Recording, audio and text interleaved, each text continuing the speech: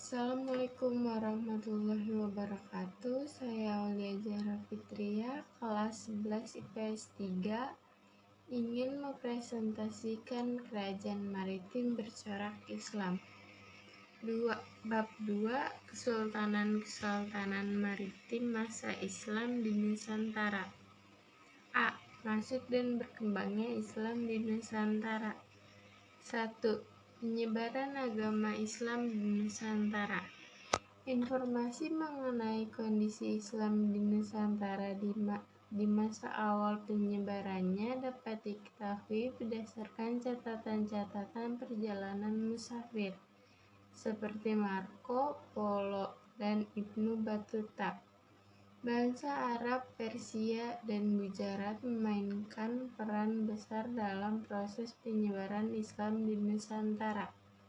Samudra Pasai adalah kerajaan pertama di Nusantara yang bercorak Islam berdasarkan bukti adanya makam Sultan Malik as-Soleh yang berangkat tahun 696 Hijriah atau 1297 Masehi. 2. Teori-teori masuknya agama Islam di Nusantara. A. Teori Gujarat. Menurut teori yang didukung oleh Sohurgronje, W.F. Sutherham, dan B.H.M. Welke, ini Islam masuk ke Nusantara sekitar abad 13, dibawa oleh para pedagang Islam dari Gujarat, India. Teori Mekah. Menurut teori yang didukung oleh Buya Hamka dan Jesse Van Leer, ini pengaruh Islam telah masuk ke Nusantara sekitar abad 7, dibawa langsung oleh para pedagang Arab. C. Teori Persia. Menurut teori yang didukung oleh Hoisin Jajadiningrat, ini Islam di Indonesia dibawa masuk oleh orang-orang Persia sekitar abad 13. Beberapa kesultanan bercorak maritim. Nama Kesultanan Aceh abad 1507, letak Aceh, Kesultanan Iskandar Muda. Nama Kesultanan Demak abad 1500, letak Demak, Jawa Tengah, Sultan terkenal Raden Patah. Nama Kesultanan Mataram abad 1586, letak Yogyakarta, Sultan terkenal Senopati dan Sultan Agung. Nama Kesultanan Banten abad 1526, letak Banten, Sultan terkenal Ageng Tirtayasa. Gorontalo, letak abad 1528, letak Makassar, Sultan terkenal Hasanuddin. Nama Kesultanan Ternate dan Tidore abad 1257 Ternate dan 1322 Tidore, letak Maluku, Sultan terkenal Babullah Ternate, Nuku Tidore.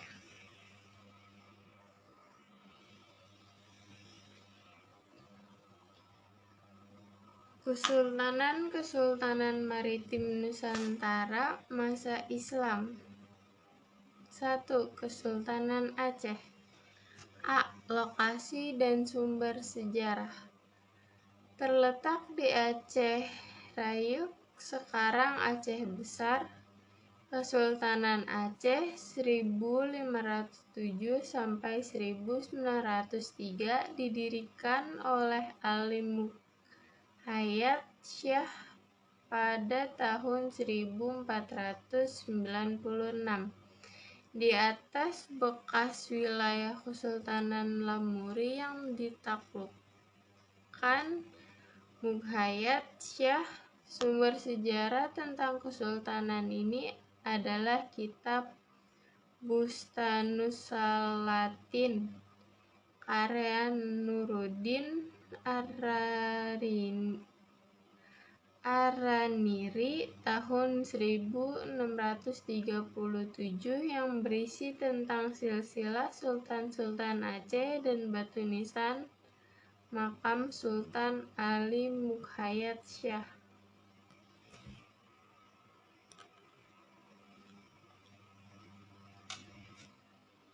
B. Kondisi politik, sosial, ekonomi, dan kebudayaan.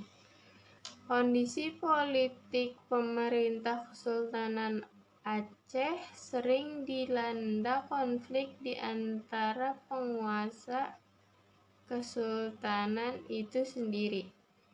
Meskipun Kesultanan Aceh merupakan negara Islam, kehidupan masyarakatnya tetap bersifat feodal. Dalam hal perekonomian, komoditas Kesultanan Aceh adalah rempah-rempah dan bahan tambang. Di bidang kesusastraan dan agama, Aceh melahirkan beberapa ulama ternama yang hasil karyanya menjadi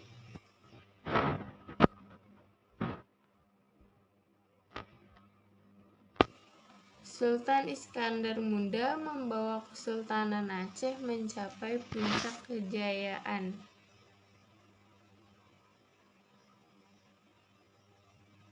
Lokasi dan sumber.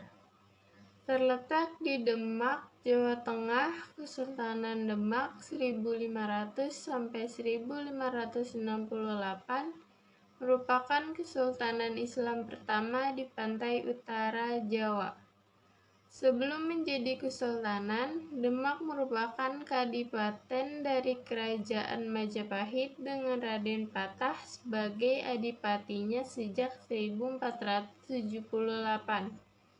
Raden Patah jugalah perintis sekaligus peletak dasar kesultanan ini sejak tahun 1478 itu. Kesultanan ini merupakan pelopor penyebaran agama Islam di Jawa dan Nusantara umumnya.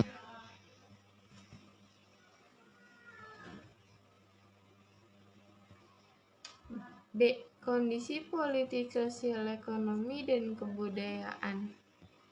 Demak mencapai puncak kejayaan pada masa Sultan Trenggana 1521 sampai 1546. Trenggana berjasa atas penyebaran Islam di wilayah kekuasaannya di sebagian Jawa Timur dan Jawa Barat serta seluruh Jawa Tengah. Masyarakat Demak menjalankan kehidupannya dengan pedoman pada ajaran Islam. Kaum ulama menempati posisi terhormat dalam masyarakat dan pemerintahan Kerajaan Demak. Demak merupakan kesultanan yang sangat makmur.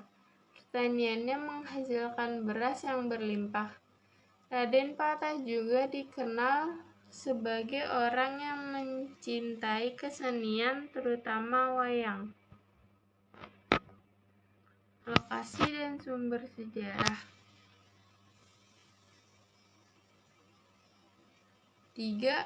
Kesultanan Banten. A. Lokasi dan sumber sejarah.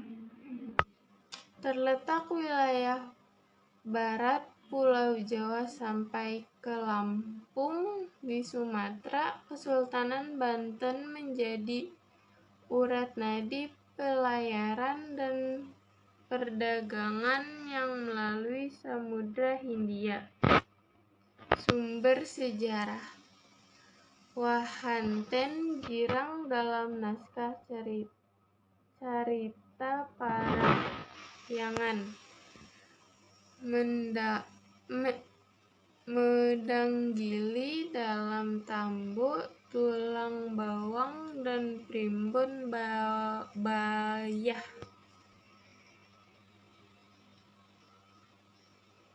Kondisi politik, sosial, ekonomi, dan kebudayaan.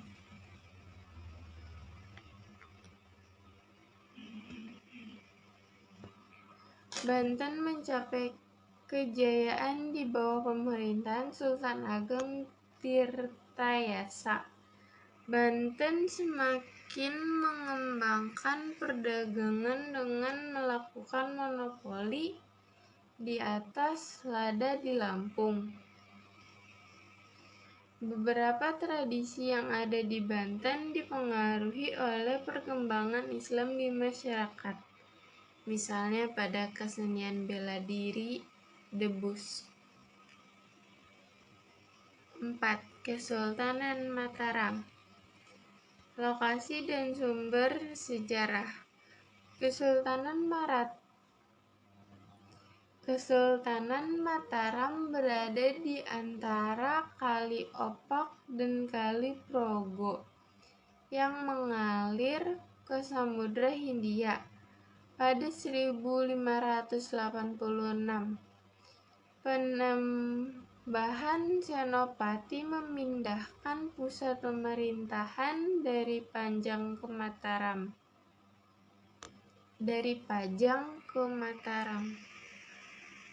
Kesultanan Mataram Islam tidak ada hubungannya dengan Kesultanan Mataram Hindu. Kebetulan saja memakai nama yang sama. Kondisi politik, sosial, ekonomi, dan budaya. Pada tahun 1625, hampir seluruh Jawa berada di bawah kekuasaan Mataram. Struktur masyarakat terbagi menjadi golongan raja, golongan elit, golongan non-elit, dan hamba sahaya. Kegiatan perekonomian yang diterapkan Sultan Agung bercorak agraris dan maritim. Pada masa pemerintahan Sultan Agung, ia dikenal sebagai seorang ahli politik, sastra, filsafat, Jawa, serta agama. Gambar di sebelah adalah gambar Sultan Agung membawa Mataram mencapai puncak kejayaan. Kesultanan Mataram, lokasi dan sumber sejarah. Letak Kesultanan Ternate secara geografis berada di Kepulauan Maluku, antara Sulawesi dan Papua. Letak tersebut sangat strategis dan penting dalam dunia perdagangan masa itu. Gambar di samping adalah Ngara, Lamo, gerbang Istana Sultan Ternate di tahun 1930-an.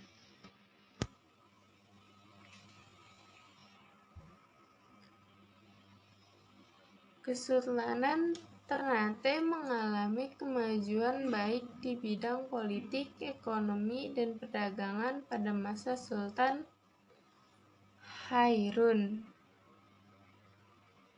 Kehidupan ekonomi Kesultanan Ternate didukung oleh hasil bumi utamanya, yaitu rempah-rempah serta kegiatan perdagangan dan pelayaran yang maju.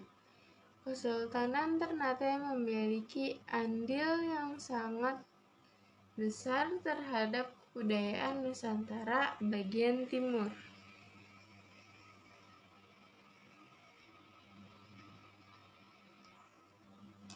Lukisan yang menggambarkan kondisi perairan Kesultanan Ternate. Bisa dilihat sendiri gambarnya di samping.